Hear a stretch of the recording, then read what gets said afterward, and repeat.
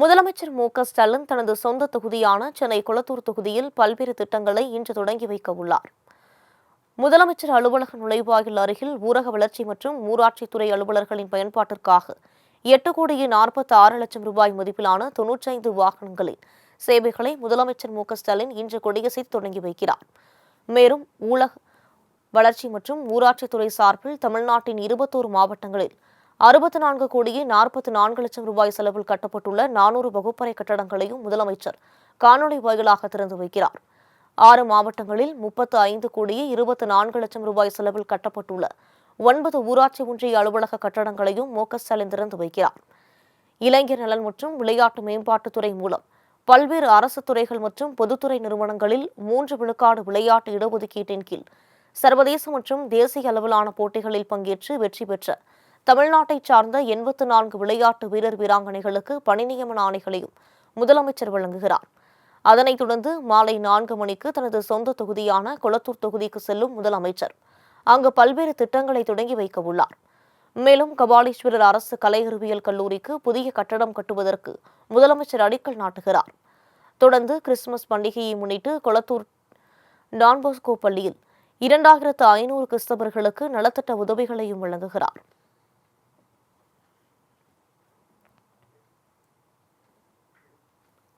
அம்பேத்கரை சர்ச்சைக்குரிய வகையில் பேசிய மத்திய உள்துறை அமைச்சர் அமித்ஷாவுக்கு எதிராக கீச்சுக்குரலிலாவது எடப்பாடி பழனிசாமி பேசினாரா என்று முதலமைச்சர் மு.க.ஸ்டாலின் கேள்வி எழுப்பியுள்ளார்.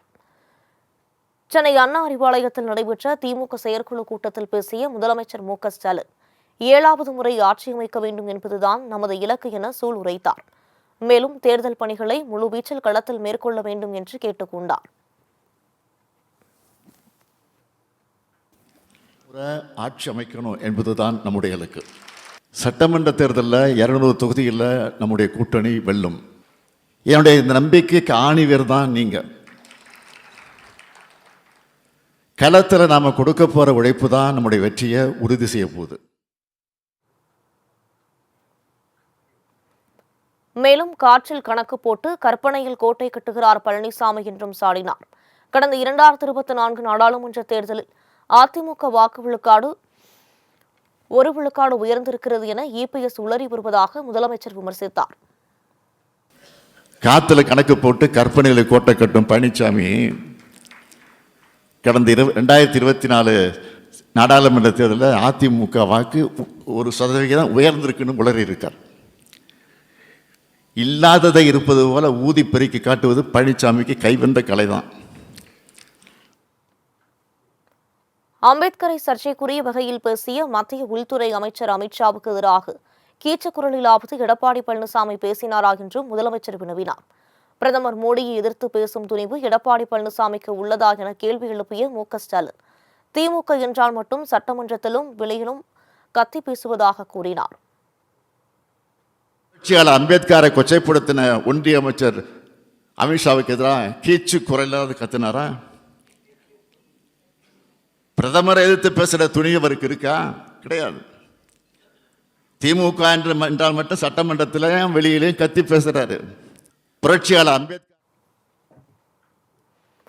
கோழைச்சாமியாக இருக்கும் பழனிசாமி டங்ஸ்டன் சுரங்க அனுமதி விவகாரத்தில் கண்டித்திருக்கிறாரா எனவும் முதலமைச்சர் கேள்வி எழுப்பினார்.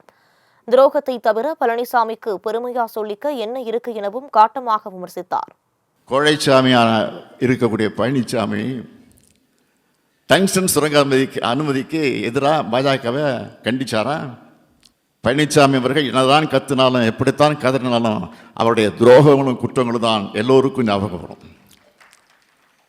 துரோகத்தை தவிர